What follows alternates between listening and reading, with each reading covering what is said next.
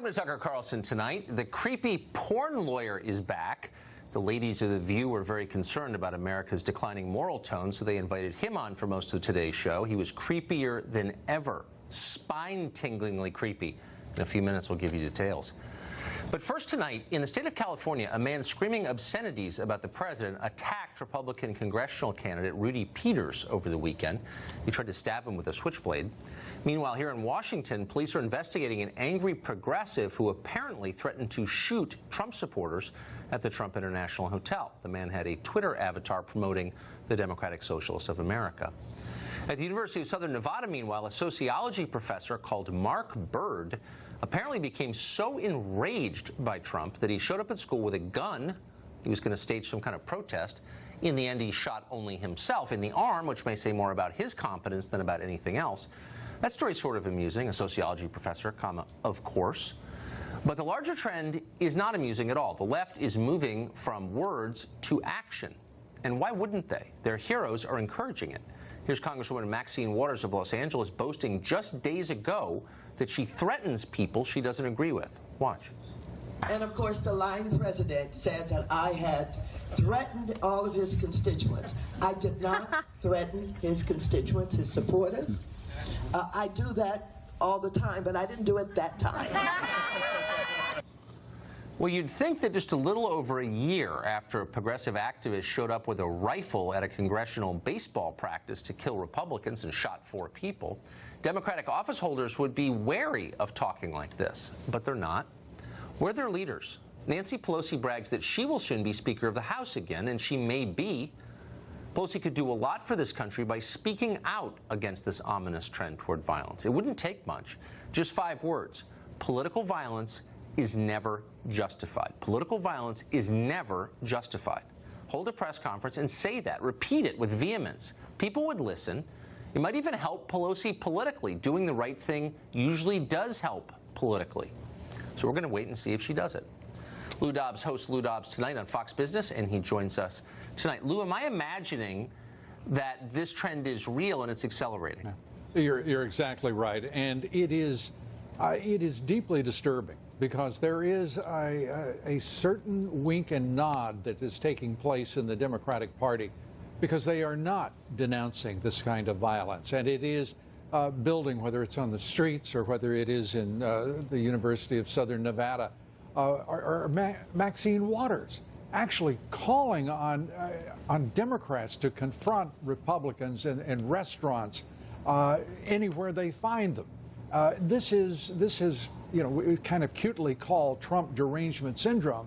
This is far, far more than that. There's nothing trivial about this. This is a threat against our very political system. So Democrats are joiners. They're herd animals. They believe in the party in a way that Republicans don't. So if one of their leaders, if the potentially incoming Speaker of the House were to say, political violence is never justified, not hard, that would probably have an effect. Will she do that, do you think? I don't think she would. I think it's too convenient for her. It is too convenient for the left. They are being pushed to the radical. They, being the Democratic Party, are being pushed toward the radical left at the farthest end of the spectrum that anyone in America has ever witnessed. This is a party right now that its establishment is threatened by that leftward push from the grassroots, and by the way, also from the leaders of the Democratic National Committee. Perez, Ellison, these are radical left-wing Democrats, and that is where the party wants to be.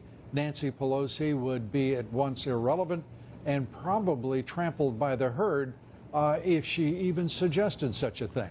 So you're saying that the establishment is afraid of its own constituents. It's afraid of the crazies on its leftward flank. Oh, absolutely. And its constituents are... The Democratic Party has become tribal in itself. People talk about tribalism within our society in modern America, but the Democratic Party is built up of a set of constituencies that is warring with one another. They don't quite trust each other, and they really don't quite know each other. And the result is it is a party without discipline. It is a party without concurrence about the policies and the traditions and the values of the country that they want to embrace. And right now, they seem to be embracing none of them. So considering that Democrats could very well win the House, they're certainly favored to win 2 months from right now, it matters, this question, which side prevails? What is the Democratic Party when the smoke clears? The Democratic Party right now is a socialist organization in the state of becoming. It is not appended to any of its history right now. The issues that matter, working men and women in this country, the middle class, they seem to not give a hoot about those traditional concerns of the Democratic Party, and instead become all about grievance, group and identity politics, and where that leads, I certainly could not discern. Never leads to a good place. Lou Dobbs, thank you very much for that analysis. I appreciate it. Great to be with you. Thank you. Robert Patillo is a lawyer and a political activist, and he joins us today. Robert, thanks very much for coming on. So this is a question that I've been mulling, since last June.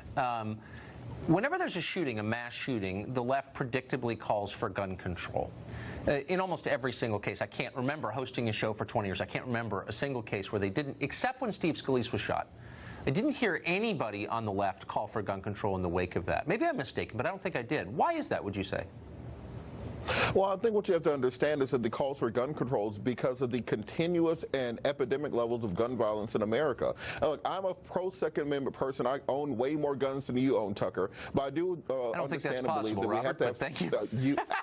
I'm from Waverly Hall, Georgia, Tucker. I own more guns than you can imagine. Good for you. I think it's very important for us to understand that in America, we have to stop deranged, mentally ill people from having guns. We have to have some sorts of metrics put into place that will prevent individuals from committing mass shootings at schools and other places. And on this question of political violence, let's understand that the rhetoric has to be tamped down on all sides. Before we get to that, can you just address my specific question about the Steve Scalise shooting? And again, it's possible that I'm misremembering this, but I don't think I am.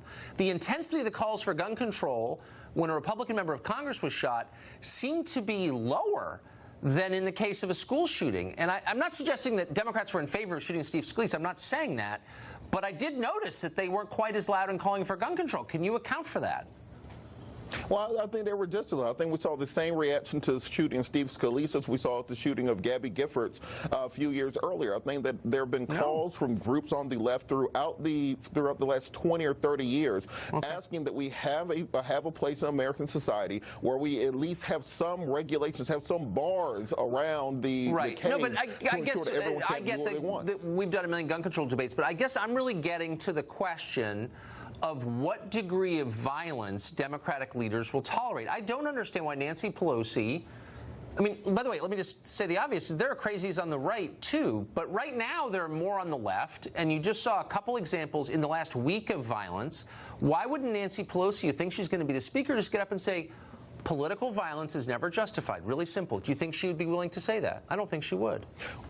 Well, one, I think Nancy Pelosi is not the leader of the Democratic Party, and most of the Democratic base would like to see Nancy Pelosi not be the Speaker of the House in 2019 when we retake the House. She doesn't speak to progressives. She doesn't speak to the younger generation. She's not the choice of the group of the Democrats. Well, first, congratulations on your good taste. I'm with you on that. But the point remains, why wouldn't I mean, I do think she's going to be Speaker if Democrats retake the House. Who knows?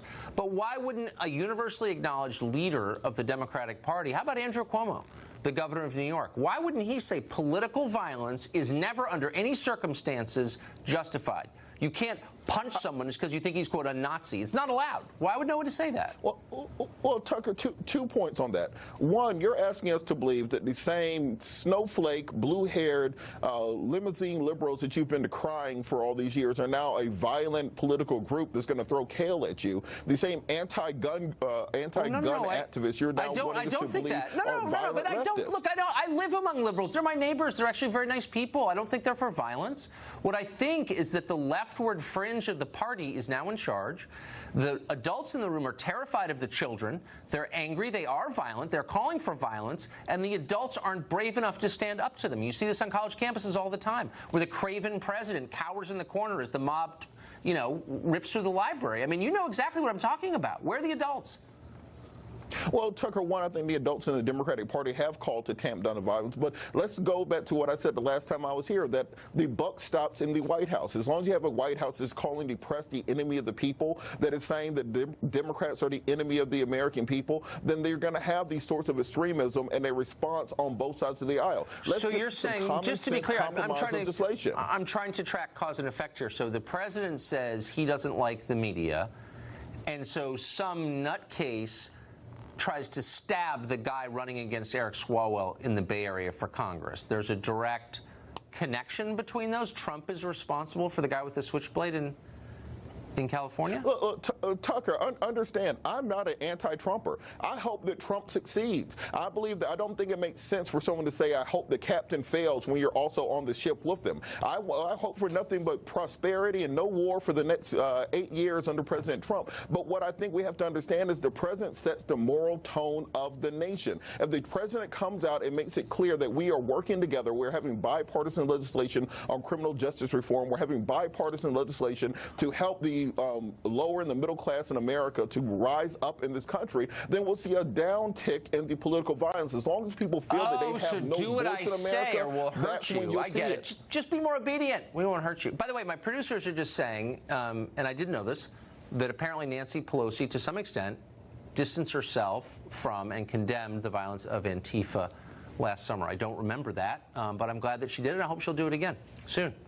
Robert, thank you. Great to see you. Thanks, Tucker.